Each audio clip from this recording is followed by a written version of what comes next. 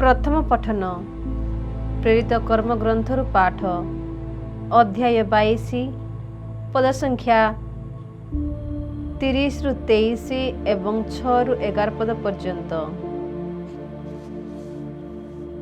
पाठर सारांश।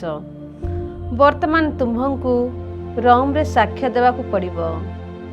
वर्तमान पाठ आरंभ। जिहुदी माने प्रकृत रे केउं विशिष्ट अभियोग पाउलंक विरोध रे आनिबे एहा जानिबा पई विचारपति ताहांकु मुक्त कले एवं प्रधान याजक बैठक डकाइले। पुणी पाउलंकु आनी सेमानंक मध्यरे ठिया कराइले। पाउलंकु भल भावरे जनाथिला अभियोगकारी माने दुई दलर लोक, साधुसी व फारसी। तेणु से महासभा को लक्ष्य करी कहिले, भाई माने मु जने फारुसी एवं फारुसी पुत्र। मु मृतर पुनरुत्थान रे विश्वास रखिथिबारु अभियुक्त होइअछि। एहा कहिबा मात्रे फारुसी व सादुसी मानक मध्यरे दलभेद सृष्टि हैला। कारण सादुसी माने पुनरुत्थान, आत्मा व दूत मानक संपर्क रे विश्वास करती नहीं। अन्य पक्षरे फारुसी माने ए सबु तथ्य रे विश्वास करती। गलमाल नमस्व बड़ी उठिला। तेणु फारुसी दलर शास्त्री माने ठिया होई प्रतिवाद करी जोर रे कहिले, एहाठारे आमे कौनसी दोष देखिबाकू पाउ नाहु। ताहाकू आत्माटीए किंबा देवदूत एहीपरि करिबाकू प्रेरणा देई नाही कि? परस्पर भितरे क्रोध अधिकरु अधिक तेजी उठिला। तेणु विचारपति भाविले से माने निश्चय पाउलंकु विदीर्ण करिदेबे।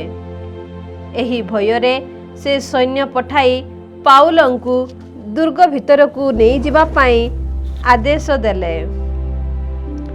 प्रभु पुनश्च पाउलंकु दर्शन देई कहिले, जेरूसालेम रे तुम्हें मोर साक्ष्य देई सारिछ।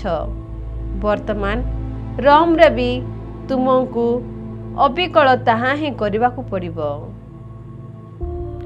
एहा प्रभुंकर वाक्य। परमेश्वरंकु धन्यवाद। साधु जहनम को लिखित सुसमाचार पाठ अध्याय 17 पद संख्या 20 रु 26। मु केवल एमानंक निमंते प्रार्थना करूनाही, मात्र सेमानंक निमंते मध्य जो माने एही मानंक शिक्षा द्वारा मते विश्वास करिवे, जेपरि सेमाने समस्ते एक हेबे। पिता तुमे जेपरि मोठारे एवं मु तुमठारे, सेहीपरि सेमाने मध्य आमठारे रहन्तु, जहा द्वारा जगत विश्वास करिबो जे तुमे ही मते प्रेरण करिअछ। तुमे मते जेउ गौरव प्रदान कल ताहा मु सेमानंक प्रदान करिअछि, जो द्वारा आमे जेपरि एक सेमाने मध्य एक हेबे। मु सेमानंक ठारे एवं तुमे मो ठारे, जो द्वारा सेमाने संपूर्ण भावे एक हेबे। ताहा हेले जगत जानिबो जे तुमे मते प्रेरण करिअछ एवं मते तुमे प्रेम करिबा भली सेमानंकु सुधा तुमे प्रेम करिअछ। हे पिता, तुमे मते जेउमानंकु प्रदान करिछ, मोर इच्छा मु जेउठारे रहे सेमाने मध्य मो संगे सेहिठारे रहन्तु। एवं जगतर सृष्टि पूर्वरु मो प्रति तुमर प्रेम हेतु तुमे मते जेउ गौरव देइछ, सेमाने मोर सेही गौरव देखन्तु।